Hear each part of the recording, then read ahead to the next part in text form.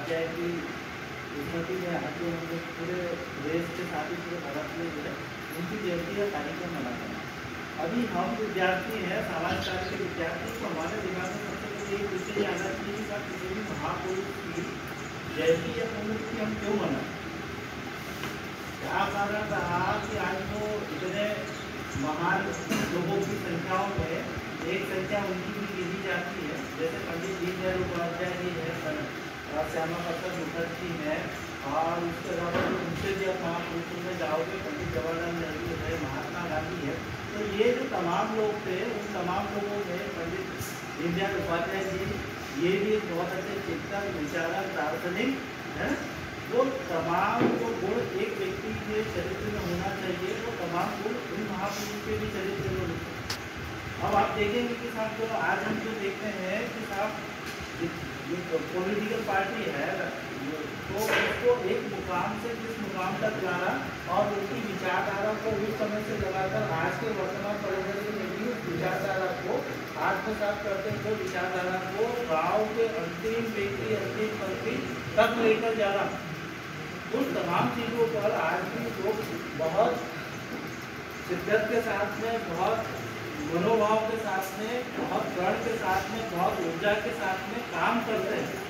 और पंडित दीनदयाल जी का यदि हम चरित्र के बारे में बात करें तो उससे हमको ये प्रेरणा मिलती है कि साहब उस दौर में, उस कठिनाई के दौर में जब ब्रिटिश गवर्नमेंट का राज हुआ करता था, हमारा हिंदुस्तान स्वतंत्र नहीं हुआ करता था, उस जमाने में ये महापुरुष लोग काम करते थे और उनकी विचारधारा प्रेरणा से ओतप्रोत होकर हमारे भारत के तमाम लोग उनके नेतृत्व में चलते थे।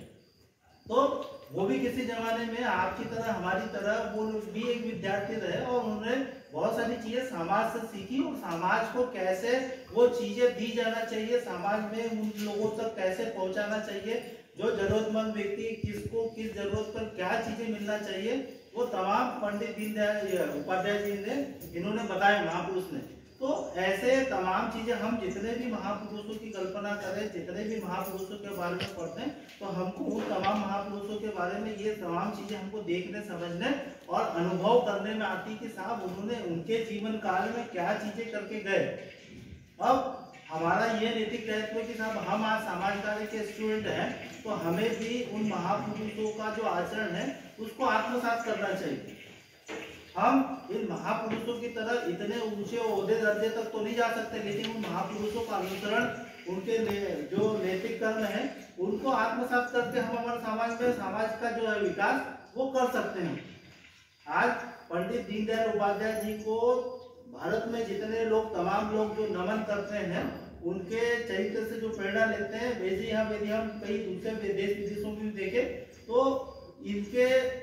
अनुसरण से बहुत सारे काम होते हैं। आज हमारे जितने भी हैं महापुरुष लोग, उन महापुरुषों में यदि हम देखें तो साहब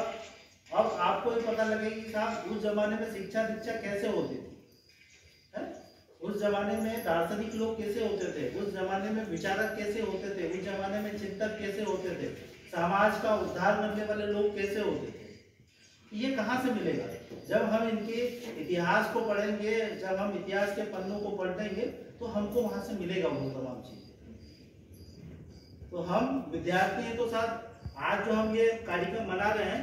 आप जब अपने अपने घर जाते हैं तो आप कोशिश ये करें कि साहब किसी भी महापुरुष का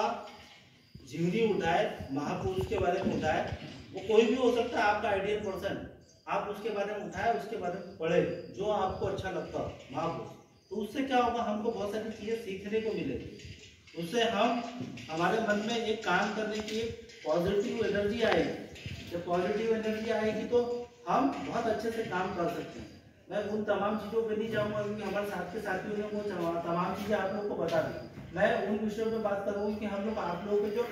आपका जो ग्रुप बना हुआ फर्स्ट ईयर का और MSW फर्स्ट ईयर और BSW फर्स्ट ईयर का, आपके पूरे जो हफ्ते की जो गतिविधि थी बहुत अच्छी गतिविधि थी। जिन लोगों ने अपने अपने आवंटित ग्रामों में काम किया, बहुत अच्छा काम किया, और आप लोगों ने काम किया हो तो आप लोगों को